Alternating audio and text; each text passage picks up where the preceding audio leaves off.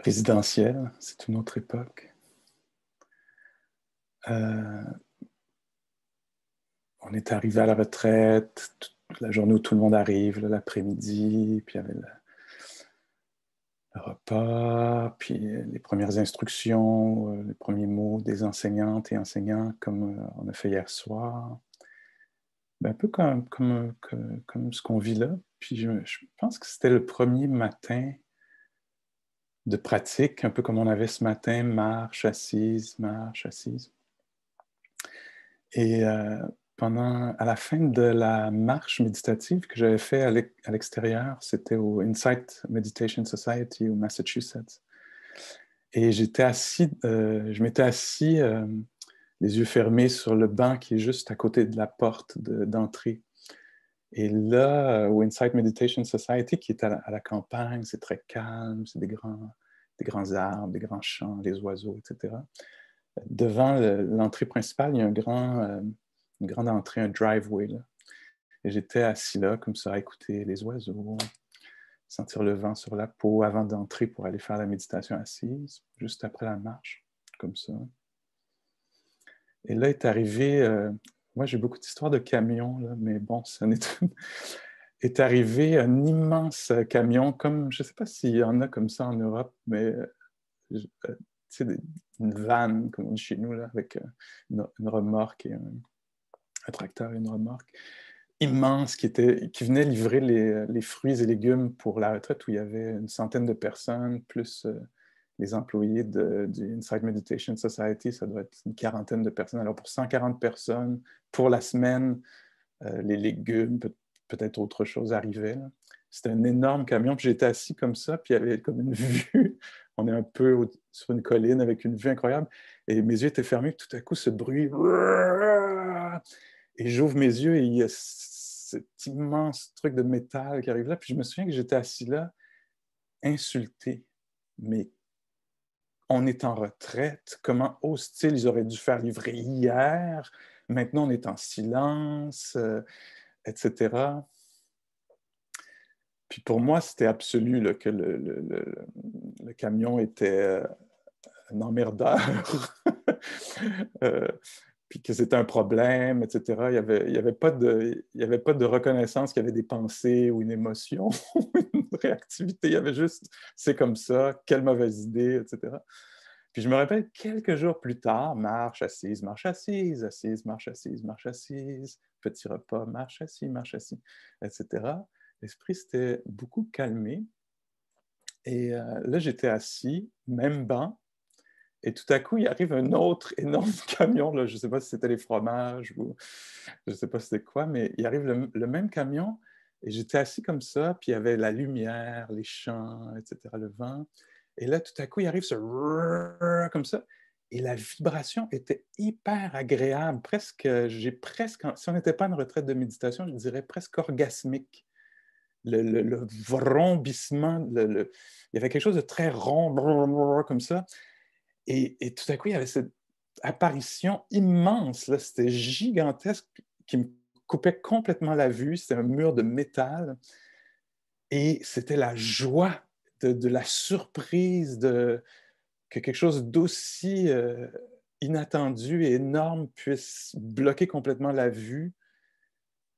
Et je raconte ça juste pour montrer comment les choses ne sont pas solides. Hein? C'était un peu le même phénomène, presque le même camion, mais là, il était perçu autrement. C'est là où je veux parler de la rencontre entre l'objectif et le subjectif. Le subjectif apporte, l'objectif, c'est les données, le vrombissement, le métal, etc. Puis le subjectif, c'est les prédispositions, les, les conditionnements, on pourrait dire, mais aussi juste l'inclination du moment, les conditions immédiates. Là. Pour moi, les conditions immédiates à l'arrivée du camion, dans l'exemple A puis dans l'exemple B, étaient très différentes. Dans l'exemple A, il y avait peu d'attention. J'arrivais de la ville avec toute son agitation, etc. Puis dans l'exemple B, il y avait eu plusieurs jours là, à calmer l'esprit, à s'intéresser aux phénomènes plutôt que de s'intéresser aux phénomènes qui devraient avoir lieu. Une façon de focaliser sur qu'est-ce qui est là, comment ce qui est là peut-il être rencontré. Alors, il y avait eu un entraînement, on pourrait dire, là, à être intéressé. Il y avait beaucoup de curiosité pour les phénomènes. Ça, c'est ce que mes profs, moi, m'ont beaucoup enseigné, d'amener une curiosité envers les phénomènes présents. Ça part du Bouddha qui dit ça. Hein? Laisse faire le passé, il n'existe plus. Laisse faire le futur, il n'existe pas. Ce qui est présentement en opération, là, ce qui est présent en ce moment, ceci mérite toute ton attention.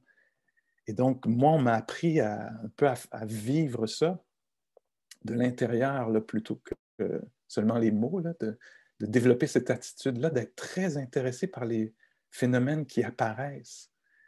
Et donc, ça marchait assez bien, puis ça me montrait, entre autres, que, ah oui, c'est vrai qu'il y a une sorte de libération qui est possible, là. La libération, c'est pas que les camions ne viennent plus. La libération, c'est la capacité de rencontrer les phénomènes présents. Puis, en fait, ce que je veux dire ici, là, c'est qu'on pourrait facilement attribuer, c'est ce qu'on fait régulièrement, vérifier si c'est vrai pour vous, dans notre vie, on attribue aux phénomènes, aux objets, les qualités que peut-être ne leur appartiennent pas exactement, là.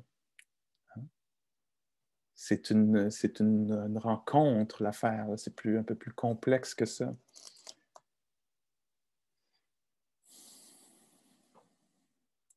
Ouais, alors souvent, on attribue à un objet quelque chose qu'en fait, on projette sur l'objet. Hein? L'autre va être tellement satisfaisant. Je veux l'épouser. Ai-je le droit, selon mon orientation sexuelle? Bon, ceci mis à part, l'orientation sexuelle, rien ne m'empêchera de projeter sur toi la satisfaction. Pour découvrir plus tard qu'en fait, c'était une projection.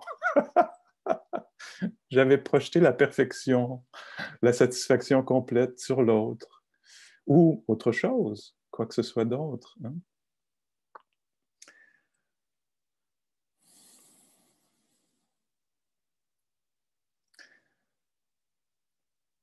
Donc, la chose que je voulais dire, c'est que les objets ne sont pas solides de cette façon-là. Hein?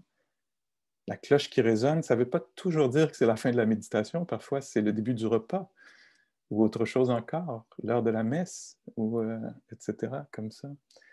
Et dans la pratique, on va s'approcher de ça, de voir à quel point les choses changent selon notre état d'esprit. Hein. Le futur, par exemple, selon l'état d'esprit dans lequel on est, découragé ou confiante ou confiant, va nous apparaître différemment. Ce n'est pas un objet solide, ça. Bien évidemment, le futur, le passé non plus. Comment oses-tu dire ça, Pascal? Dépendant des prédispositions puis des inclinations présentes, là, momentanées du moment, le passé même va être compris d'une façon différente, perçu d'une façon différente. Ça nous montre là, la nature dynamique du monde. Hein? En tout cas, moi, c'est beaucoup ce que j'ai appris à travers la pratique. Les choses ne sont pas exactement, ou en tout cas sont fluctuantes, changeantes dans mon expérience. La même chose ne peut même ne pas bouger. Mais à l'intérieur, quelque chose en moi va bouger de telle façon que je ne percevrai plus la chose de la même façon. Alors ça, c'est pour montrer la nature impermanente, changeante, fluctuante, euh, insubstantielle des choses à l'extérieur. Et là, quelqu'un dans la discussion, je ne sais pas une discussion exactement, mais dans ce qu'on appelle la conversation ici, là, en termes techniques Zoom, quelqu'un écrivait, je pense que c'était écrit à tout le monde, là, mais écrivait, mais qui est derrière? Qui projette? Ou qui est conscient? Oui, il y a tous ces moments-là de impingement, là, où on est touché, constamment touché par des sons, des sensations, des images, des goûts qui apparaissent et disparaissent constamment, mais on a facilement l'impression que ce qu'il y a derrière, ça, c'est solide. je, l'observateur triste, le témoin derrière la conscience, ça c'est solide. Le je, là, à qui tout ça arrive, ça c'est solide. Ah! Dans la pratique bouddhique, on met un gros point d'interrogation sur cette affirmation ou cette perception ou cette impression. Hein?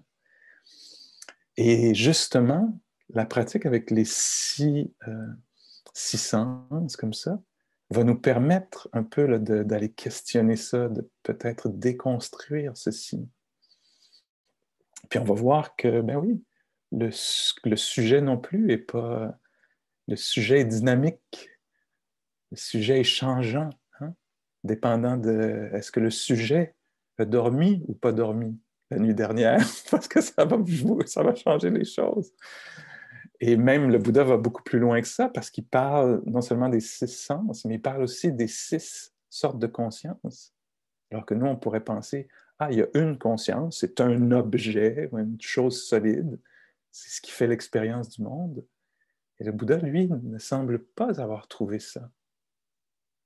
Il trouve autant de fluctuations, de dynamisme, de jeux de dépendance, d'interrelation, de cause à effet dans le sujet.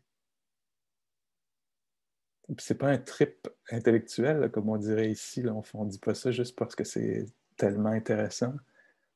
On parle de ça parce que c'est relié à la souffrance puis à la fin de la souffrance.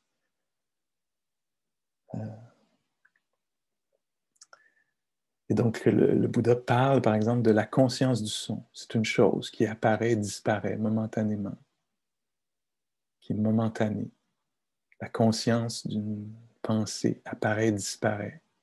Alors qu'il y a une conscience qu'on pourrait décrire associée à, pas une conscience qui demeure, là, mais un phénomène, c'est un événement, c'est événementiel, on pourrait dire. C'est aussi éphémère et conditionnel. Alors, quand il y a un œil en santé, un objet visuel en santé, et qu'il y a le contact comme ça qui a lieu, il y a des conditions réunies, il va y avoir la conscience visuelle qui va naître. Il va y avoir tout à coup, ça va être révélé, ce qu'il y a devant nous, qu'on n'avait pas vu il y a quelques instants. Je ne sais pas si vous pouvez voir ici, là, comme ça. Là. Mais à un moment donné, il manquait la conscience visuelle quand je marchais dans la forêt avec mes raquettes. Jeudi matin, je pense. Je ne sais pas ce que je regardais, mes pieds, mais en tout cas, il y avait un arbre devant moi. Et il y avait pas les éléments n'étaient pas réunis pour qu'il y ait la conscience visuelle. Mais il y a définitivement eu la conscience tactile à un certain moment. Le corps est apparu. Je ne sais pas, je devais être dans mes pensées. C'est souvent là où je suis moi, je ne sais pas vous. Mais, et donc, ouais, là, je parle de moi-je, mais en fait, c'est quelque chose qui est constamment en transformation, qui apparaît, qui disparaît. Celle ou celui, celleuse. Beaucoup de néologismes chez Pascal, dernièrement. Il a pris un atelier de langage épicène, de langage non binaire. Alors, il s'essaye, travaille là-dessus, il explore dans un esprit d'inclusion et de ludicité, si ça peut se dire comme ça. Alors, tellement qu'il se perd. Donc, je suis en train de dire quelque chose. Oui, en tout cas, c'est très dynamique, ce qu'on appelle le je, puis que d'une façon superficielle, avec une attention superficielle, on perçoit comme permanent et solide, bien, ça apparaît, ça disparaît constamment. Oui, c'est ça, je pense que j'allais dire le certain je, le vôtre, là, euh, le, qui était là tout à l'heure là, pendant la marche ou quelque chose comme ça, hein? Ben, inexistant. La conscience du pas est apparue avec le pas. C'est pas possible qu'il y ait la conscience du pas avant ou après le pas. Ça co-naît. Co-naît. Ça naît ensemble. La conscience du pas et le pas. Et de cette façon-là, l'illusion, le mirage du je apparaît. Et il y a cette façon-là de saisir hein, l'enchaînement. Est-ce que vous vous souvenez quand je lisais un peu les paroles du Bouddha, là, puis cette façon-là, quand il y a le contact comme ça là, entre l'œil et l'objet visuel, il peut y avoir enchaînement. Il peut y avoir quelque chose là, quand on accroche. Par exemple, on a vu quelque chose qu'on n'aimait pas. La chose passe, mais l'esprit, lui, reste accroché. Est-ce que vous reconnaissez ça? C'est ce qu'on appelle la souffrance dans d'autres termes bouddhiques. Là. Quand quelque chose a été entendu ou quelque chose a été vécu. Hein? J'ai eu une émotion, puis je te l'attribue, malgré que c'est moi qui l'ai senti, je te l'attribue à toi. C'est toi qui me l'as fait sentir. Et malgré qu'elle soit passée, je m'en souviens. Et je vais en parler et en parler, y revenir à cette émotion-là. Alors, il y a une saisie, là, il y a eu un enchaînement. Il y a eu l'esprit est resté accroché, créer un nœud.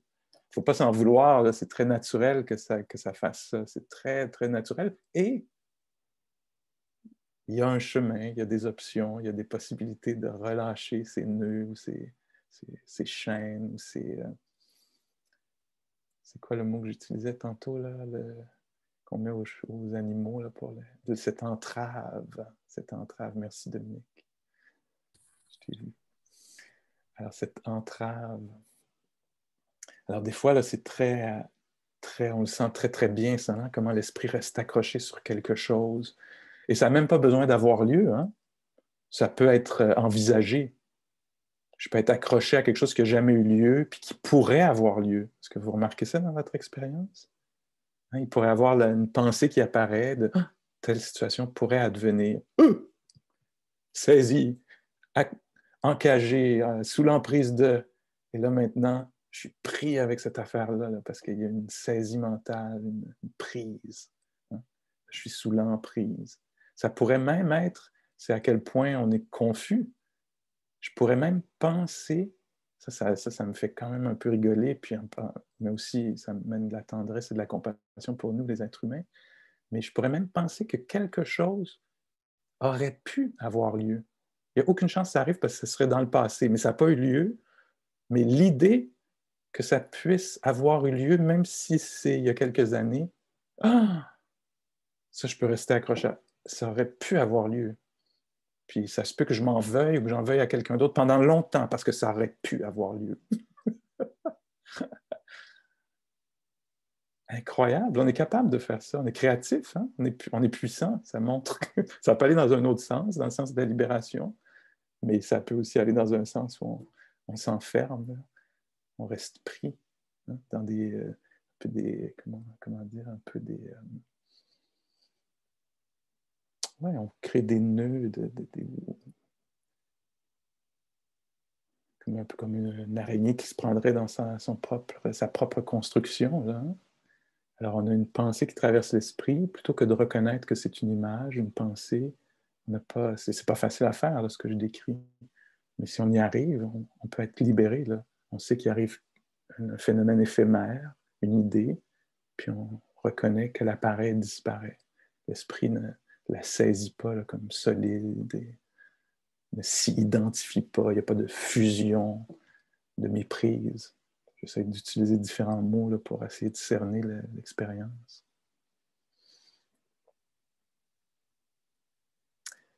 La saisie, cet enchaînement-là, peut prendre une forme particulière qui est l'identification.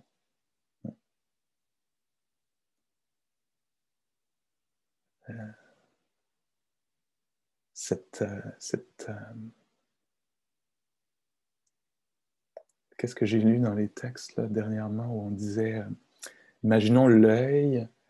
Souvent, quand on parle des six sens, on commence souvent avec l'œil et la vue. C'est une façon classique d'en parler. Donc, quand je vous dis l'œil et l'objet visuel, je dis en même temps le goût et l'odorat, etc., une émotion et le cœur ce qui reçoit, là, qui perçoit, ou sent l'émotion, ou l'image, la pensée.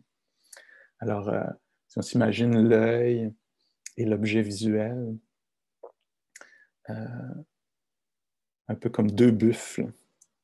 C'est une image un peu archaïque pour certains d'entre nous, peut-être plusieurs d'entre nous, mais qui sont attelés hein, ensemble. Alors, le Bouddha, dans cet exemple-là, dit, le problème, c'est pas les buffles, c'est pas l'œil ou l'objet visuel. Hein, on pourrait en vouloir à l'œil parce que des fois, je vois des choses qui me perturbent, c'est la faute de l'œil ou c'est la faute de ce qui est vu. Et le Bouddha dit, non, le fait qu'ils sont pris, qu'il y a un attelage, là, c'est pas le problème, c'est l'attelage, c'est pas les bœufs. Hein? C'est l'attelage qui est le problème. Puis l'attelage, ben, c'est ce phénomène-là de la saisie, qui souvent, on pourrait presque le résumer au désir avide. Hein? Le désir que quelque chose ne soit pas, ou le désir que quelque chose soit, ou le désir d'être. C'est ça qui forme l'attelage, là, qui fait que tout à coup, j'entends quelque chose. Le problème, c'est pas le son, ni l'oreille, c'est l'attelage qui est « je ne veux pas entendre ceci, que ceci soit dit ». Je ne veux pas ressentir cette émotion. Ce n'est pas l'émotion en elle-même. Ce n'est pas le fait qu'on est sensible aux émotions qu'on peut les percevoir, les ressentir. L'attelage, c'est le désir avide, l'exigence que ce soit autrement, que ce soit autre chose qui soit ressenti ou que ce qui est ressenti ne disparaisse pas. Me suivez-vous un peu?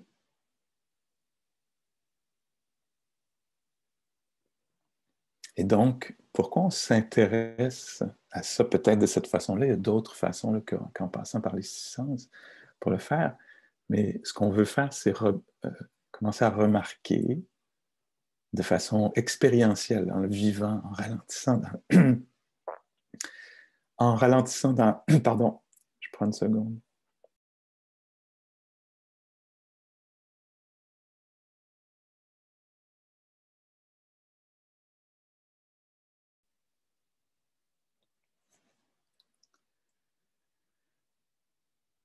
En ralentissant dans la marche,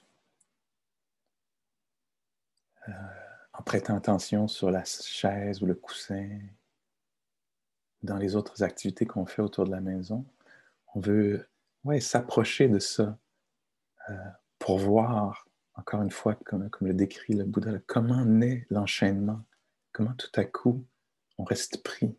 Hein?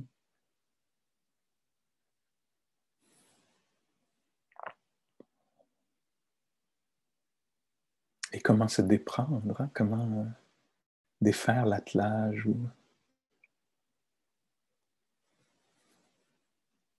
Ça commence par la pleine conscience, on devient conscient que tout à coup l'esprit est resté pris dans quelque chose.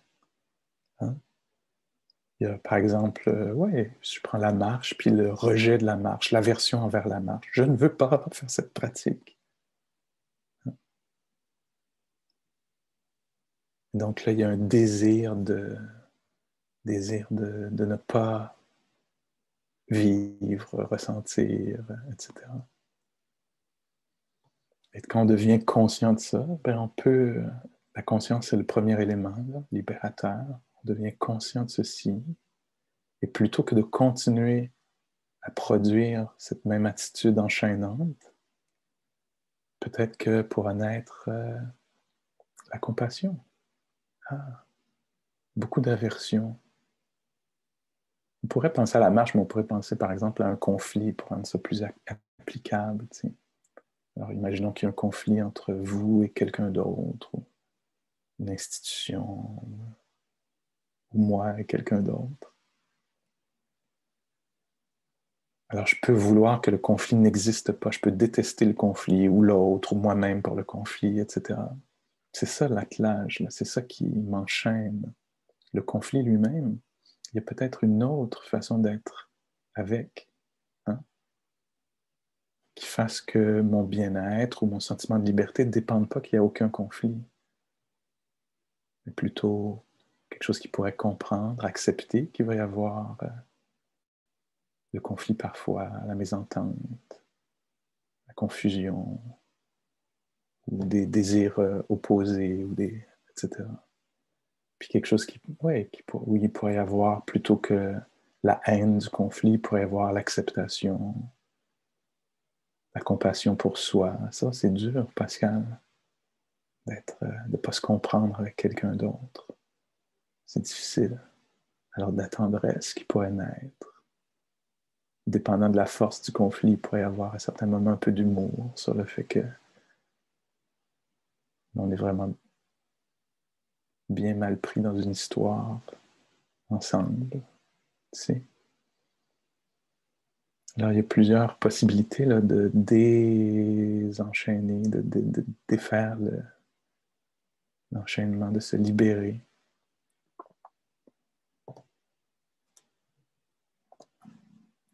Puis ça, je me dirigeais tranquillement vers ça. Une des formes de la saisie et de l'enchaînement, c'est qui est très subtil, des fois pas très, mais une des formes de l'enchaînement, toujours l'idée, là, c'est que ça nous fait souffrir. Des formes subtiles, c'est l'identification.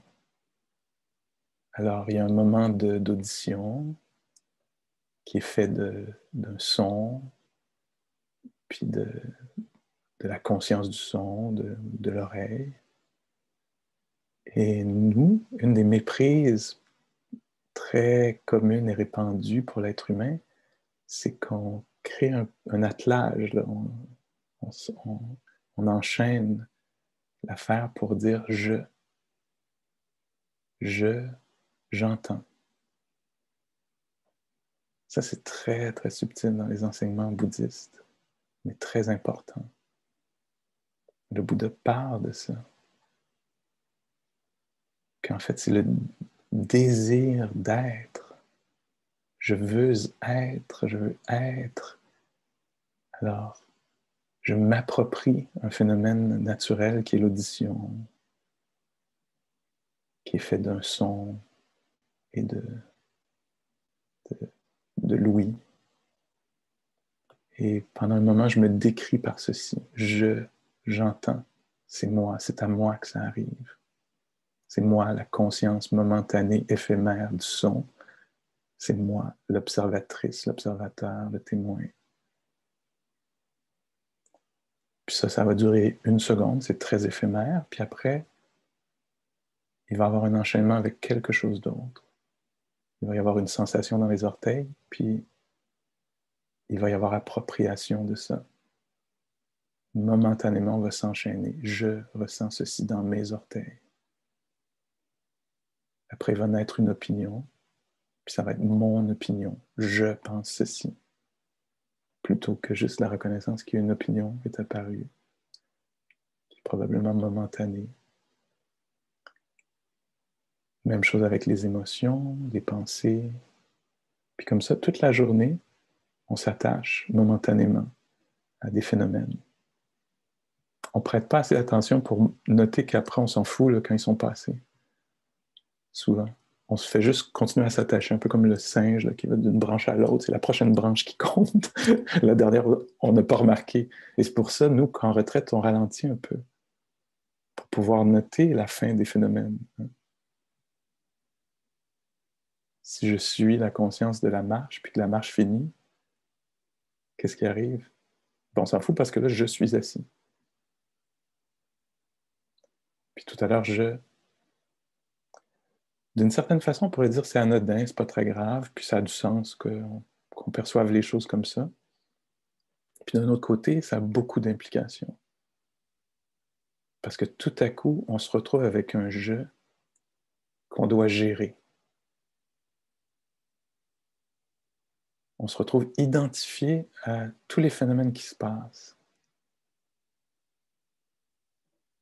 Tu sais, quand il arrive quelque chose, un petit problème à une ou un ami, la personne s'est fait voler son vélo. C'est pas personnel hein, pour nous, ça arrive à l'autre. Alors on accompagne un peu l'autre, on est déçu pour l'autre, mais si nous, on se fait voler notre vélo,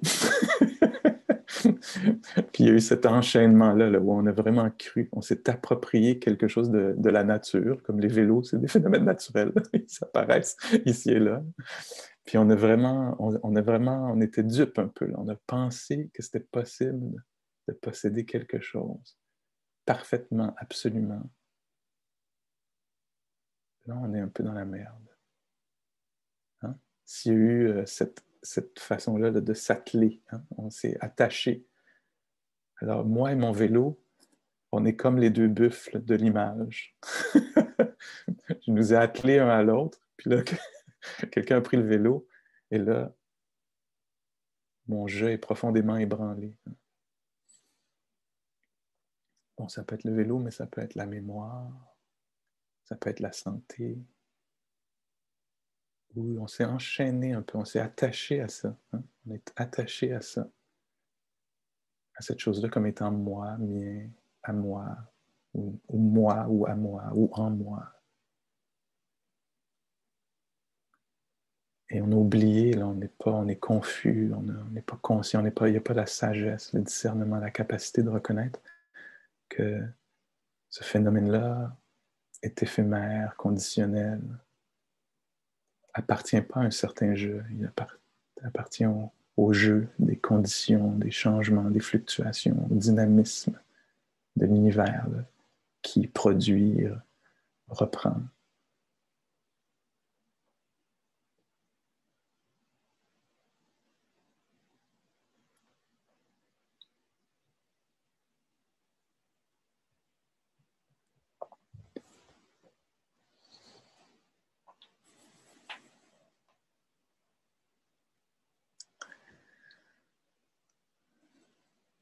Donc, en étant attentif au phénomène des sens,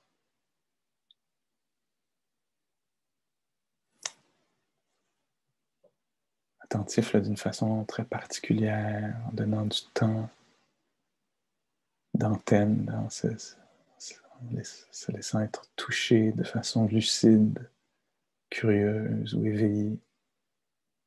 On va se mettre à voir là, à quel point ces choses-là apparaissent et disparaissent tout le temps. Les objets ressentis, entendus, goûtés, mais aussi la conscience, le sens qui goûte, apparaît et disparaît. La conscience d'une pensée, d'une émotion.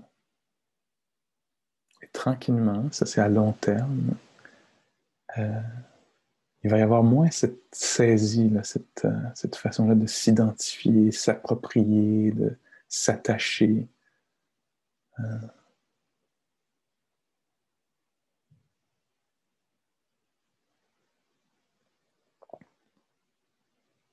Et il va y avoir peut-être une plus grande expérience de liberté. On va se sentir moins enchaîné.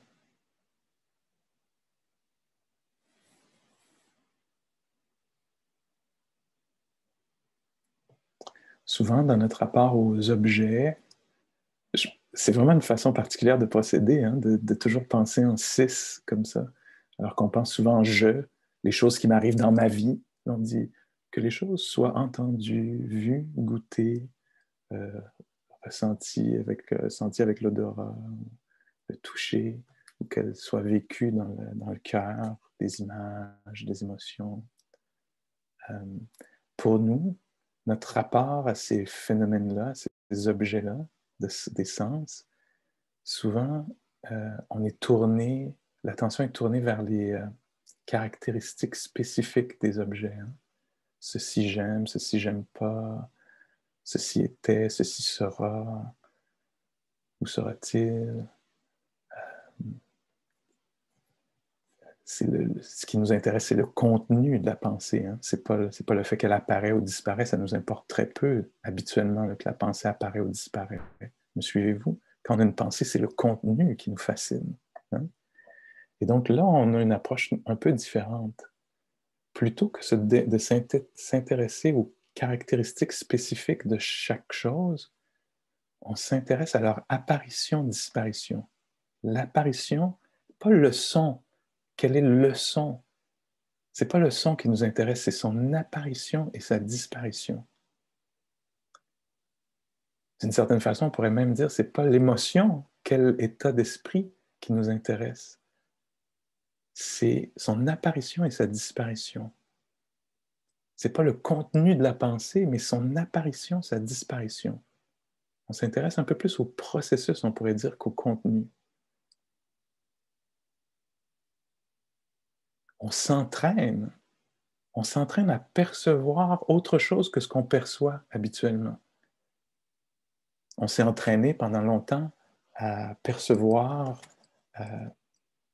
les choses qu'on apprécie ou qu'on n'apprécie pas. Là. Tu sais, notre jugement, notre discernement est beaucoup autour de ça. J'aime, j'aime pas, je veux pas. Et là, on s'entraîne de cette façon-là à voir plutôt l'apparition, la disparition des phénomènes. Parce que le Bouddha enseignait que c'était une chose incroyablement puissante que d'utiliser les sens plutôt que pour nourrir le désir d'avoir, le désir de se débarrasser, le désir de faire l'expérience le désir de... Plutôt que d'utiliser les 6 sens pour nourrir l'avidité, la haine, etc., qu'on pouvait utiliser les 6 sens pour découvrir la nature de la réalité, qui est changeante, impermanente, etc. C'est très précis, hein, le travail qu'on fait. Et imaginons-nous sur plusieurs années, si plutôt que de s'intéresser aux choses en termes de désirables ou non désirables, si on s'intéressait aux choses à travers, est-ce que cette chose-là va apparaître ou disparaître? Est-ce qu'elle va disparaître ou changer ou fluctuer? Si on fait ça sur plusieurs années ou quelques années, pour certaines personnes, c'est très vite. Hein? Juste quelques expériences bien senties, là, et il y a ce qu'on appelle insight, vipassana, voir profondément, comprendre profondément. Alors, on utilise les sens pour commencer à noter l'apparition et la disparition des phénomènes. Et avec le temps ou la force de cette rencontre-là, de cette réalisation-là, le cœur va s'ouvrir. C'est ce qu'on appelle la sagesse. Tout à coup, peut-être que certaines choses seront agréables, puis d'autres désagréables, mais ce que les deux vont avoir en commun, c'est d'apparaître et de passer. Incroyable. Incroyable. Ça, c'est ce qui fait naître, c'est ce qui amène à la fin de l'enchaînement. Quand on sait que quelque chose apparaît et passe, quand on sait que les choses apparaissent de façon conditionnelle, que les conditions doivent être réunies pour qu'elles apparaissent, mais les choses qui sont belles, on n'est plus porté à s'accrocher aux choses qui sont belles, à vouloir les garder, les augmenter, les défendre, etc. Parce qu'on sait qu'elles sont éphémères, belles, précieuses, nourrissantes. On peut se laisser les sentir, être nourri, rafraîchi par la beauté, le gain, par exemple, quelque chose qui est beau qui apparaît dans notre vie. Mais on est moins porté à s'accrocher parce qu'on sait que c'est éphémère, passager, que forcément, si ça a pris forme, ça va se déformer, désagréger. La relation, la santé, la mémoire, la créativité, la joie, etc., etc. Donc, on est porté à moins s'accrocher. Même chose pour les choses douloureuses ou déplaisantes. Il y a moins de chances qu'il y ait de saisie mentale, que l'esprit reste accroché sur quelque chose,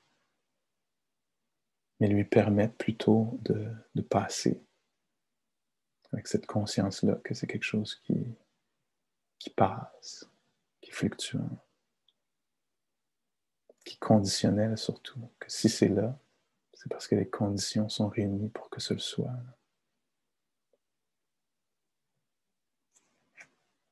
Alors ça, c'est une sorte de... Attendez, là, j'ai perdu un peu la notion de temps ici. Là. À quelle heure est-ce que j'ai décidé moi-même que j'allais m'arrêter?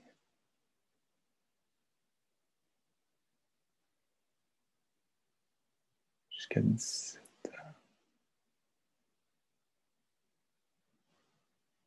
Est-ce que je me trompe? J'ai encore un bon 20 minutes où je suis passé tout droit. J'ai encore un bon... Merci, Dominique.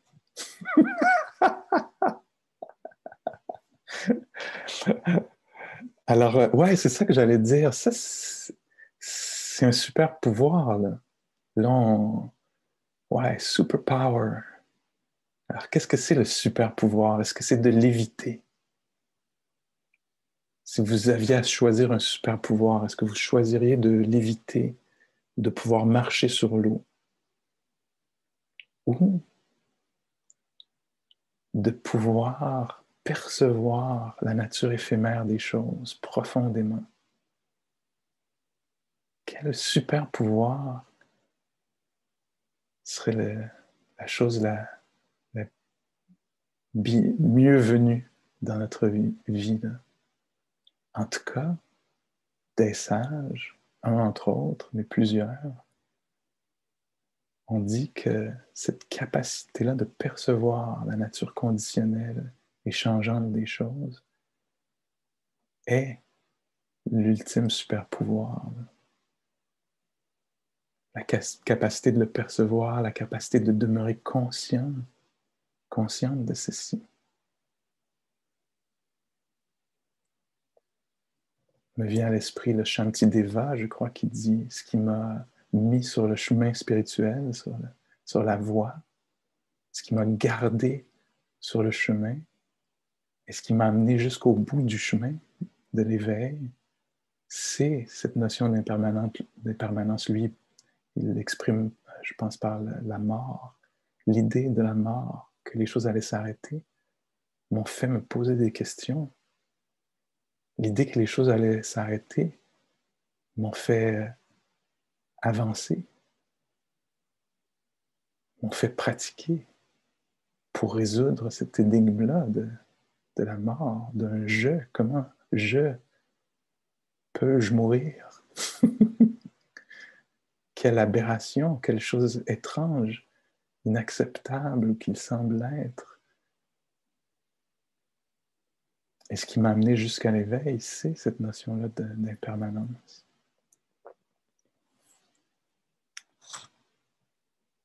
Et l'ouverture du cœur, le cœur vaste, stable, l'équanimité, ça naît de où, ça? L'équanimité, la stabilité, l'équilibre mental, ça naît de où? De quoi? Ça naît d'une connaissance profonde et d'une acceptation aussi, que les choses sont dynamiques. Un synonyme serait peut-être instable, changeante. Les relations, bien sûr, vont changer. Les idées, bien sûr, vont changer. La façon qu'on se sent dans le corps, bien sûr, va changer.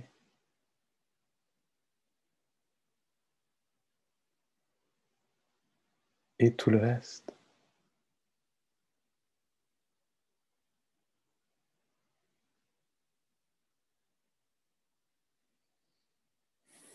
Alors, dans cette approche que je prends ce week-end, à travers ou en tout cas aujourd'hui, on verra demain ce qui se présente, mais aujourd'hui, c'était beaucoup ça, là, les six sens. Ben, l'idée, ce serait d'être en intimité avec les expériences des sens pour voir l'apparition et la disparition, comment on est constamment touché. Hein? Il n'y a pas de fin. Hein? Il y en a une à la vue, par exemple, mais c'est toujours dynamique. Hein? Même un son qui ne part pas, là, si vous pratiquez près du frigo et qui ronronne depuis le début de la journée, même ce ronronnement-là est en vie. Là, hein? Il est en existence. Il se déploie là, constamment. Hein? C'est comme une chute. Donc, on est dans le dynamisme. Là. Puis il y a des moments où le son du frigo disparaît parce que tout à coup, on pense à quelque chose. Oups, le son du frigo, même s'il perdure peut-être dans la réalité humaine, qui est celle qui nous intéresse là, du point de vue bouddhiste, il y a une fluctuation, là, il y a un changement. Et donc, on se met à utiliser les sens pour s'entraîner à percevoir la nature changeante des objets et du sujet, pour relâcher un peu de l'appropriation, de l'identification, de la fusion. Tellement que il y a quelqu'un là qui demande au Bouddha, c'est qui Maharaja, je crois, qui demande au Bouddha comment éviter le spectre de la mort. C'est ça sa question, lui. Toutes sortes de gens qui arrivent vers le Bouddha avec des questions belles, surprenantes, les formulations aussi. Comment éviter le spectre de la mort? Et le Bouddha lui dit, Mogaraja, ne, si je le mets en français, là, ne t'approprie rien. En ne t'appropriant rien, en ne t'identifiant à rien, tu vas éviter le regard du spectre de la mort. Il n'y aura pas de mort. S'il n'y a rien qui est exactement je, il n'y a plus la mort. Wow! Ben oui, je sais bien, je voudrais que ça soit facile, évident et tout, mais là, on est plus dans le mystérieux, il y a vraiment une notion là, d'investigation nécessaire, ou de quête, etc. Parce que le Bouddha dit qu'on peut être libéré de la mort, mais c'est sûr qu'il va y avoir la mort, là, hein? Mais comment être libéré? Ah, c'est en changeant ses perceptions. C'est en se détachant, mais dans un sens très beau, là. Pas dans un sens de dissociation, de déconnexion. Là. Ce dont je parle, c'est très vibrant. Il y a beaucoup, beaucoup, beaucoup de présence. Là. On est touché par ce qui est beau, touché par ce qui est troublant, mais sans s'y attacher.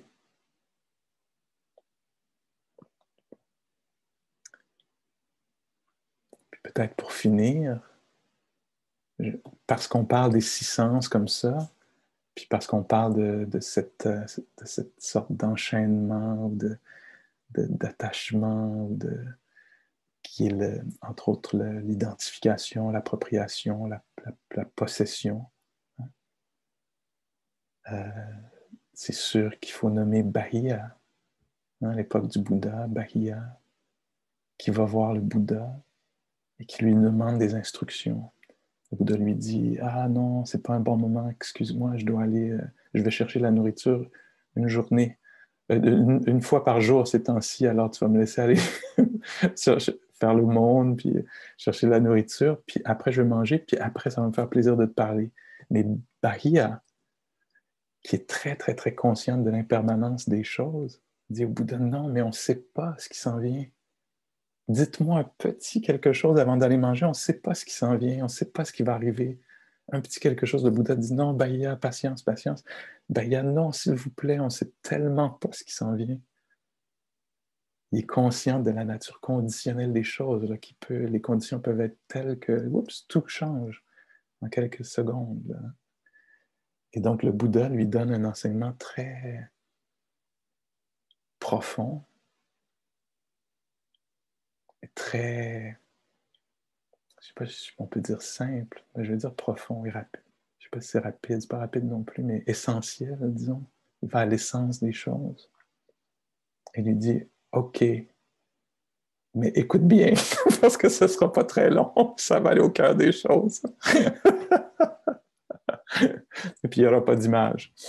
On va laisser faire les images. J'ai faim. Et il lui dit, Bahia, dans la vue, qu'il n'y ait que la vue. Dans l'audition, qu'il n'y ait que l'audition.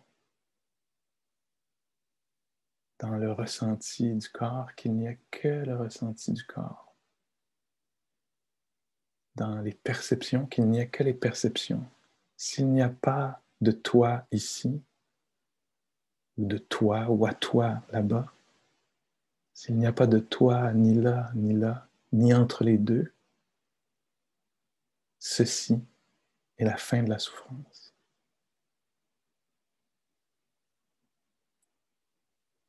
Dans la vue, que la vue, la conscience de la vue. Dans l'audition, que l'audition, un son est entendu. On pourrait dire que dans l'émotion, qu'il n'y ait que l'émotion. L'angoisse, la joie, la générosité, le calme, la tendresse, le jeu, la bienveillance, la honte, la confusion, la clarté, qu'il n'y ait que ceci. Et le Bouddha part pour aller chercher sa nourriture, et Baya fait quelques pas, et on dit qu'il est justement un des deux buffles qui s'était échappé, lui rentre dedans, et il meurt. Et le Bouddha dit, les gens sont attristés, et le Bouddha dit, non, quand je lui ai parlé, il écoutait, il a tout compris.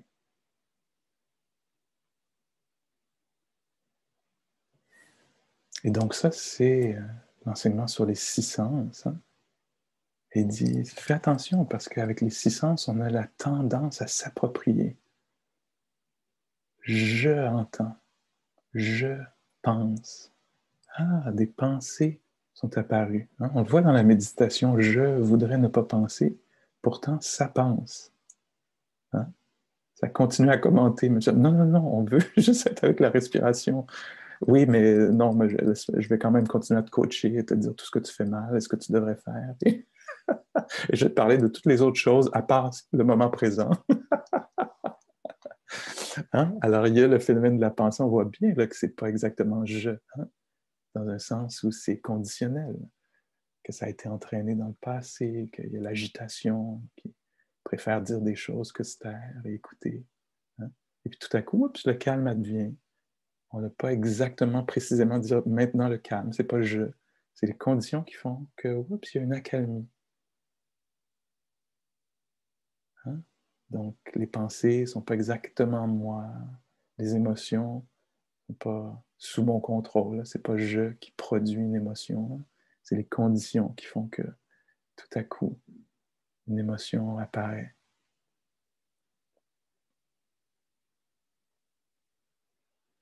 Et en passant par l'étude, si on peut dire, des sens, on peut clarifier ça. C'est pas facile, mais c'est possible. Et ça, c'est les enseignements. 2600 ans, le Bouddha disait ça. C'est pas facile, ce dont je parle. C'est subtil. Ah, c'est très, très, très subtil. Mais c'est possible. Et si j'en parle, c'est parce que il y a beaucoup de joie là-dedans. Il y a beaucoup d'espace dans le cœur, dans cette compréhension-là. Il y a beaucoup de stabilité à gagner. Il y a beaucoup de compassion qui va naître de ça. C'est toutes les plus belles qualités humaines qui vont jaillir d'une telle compréhension des choses. Ça va être bénéfique pour soi-même, ça va être bénéfique pour les autres aussi. Il y a pas de, ça va être que bénéfique pour les autres aussi, si on prend les choses un peu moins, de façon un peu moins personnelle. Hein.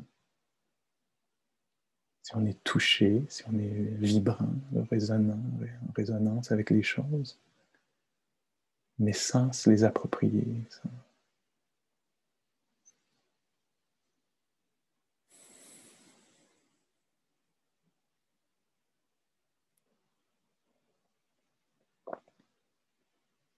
Alors, qui observe? Qui pense? La conscience observe, ressent. La pensée pense. La sagesse est sage, tandis que le désir d'obtenir est enchaînant.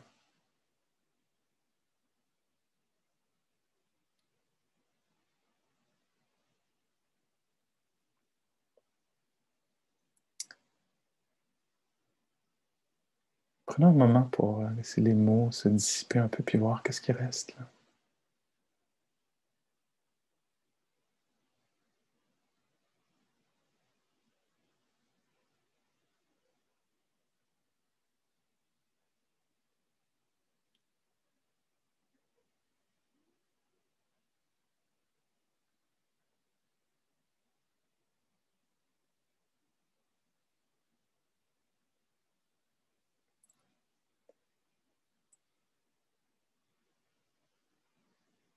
Si je reviens avec l'histoire que j'ai racontée en ouverture, avec l'histoire des camions, dans une première version, le camion arrivait là, et c'était à moi que ça arrivait, puis c'était contre moi, puis c'était... Est-ce que vous voyez un peu comment c'était pris très personnellement? Dans l'autre version, le camion arrivait, puis c'était pas... On était dans la curiosité envers les phénomènes. Wow, un son très puissant. Des phénomènes avaient lieu avec de la curiosité. Le jeu n'était pas au milieu de l'histoire. Et là-dedans, ben, il y avait de la joie, il y avait de la curiosité, il y avait pas de... L'esprit n'était pas enchaîné là, tout à coup par un phénomène, sa connaissance.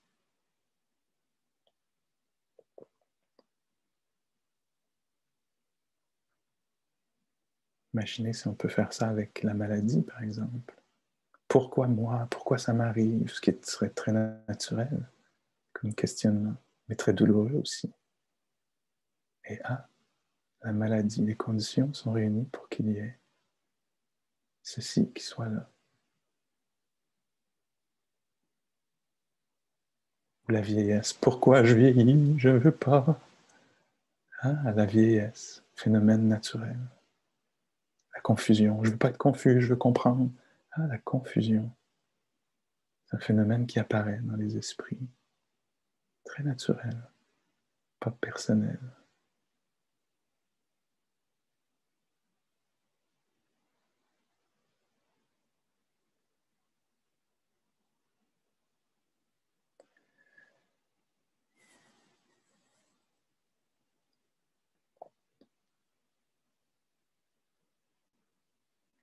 Alors qu'on arrive tous et toutes, tous,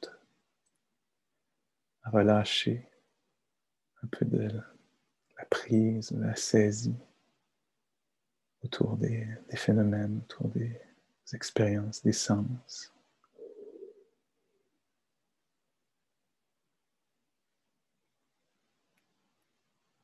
L'expérience de la conscience momentanée.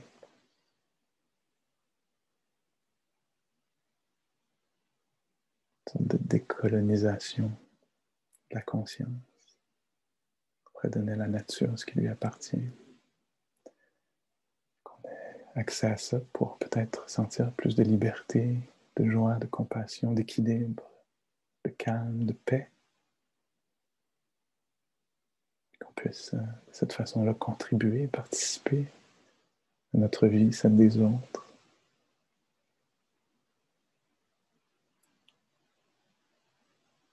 Que notre pratique nous protège, nous délivre.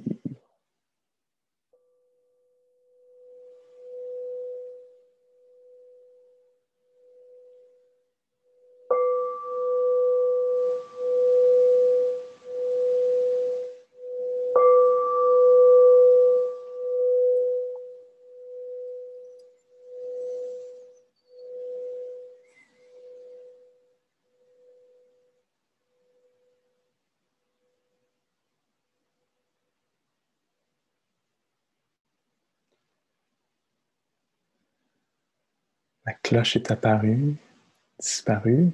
La conscience de la cloche est apparue, disparue.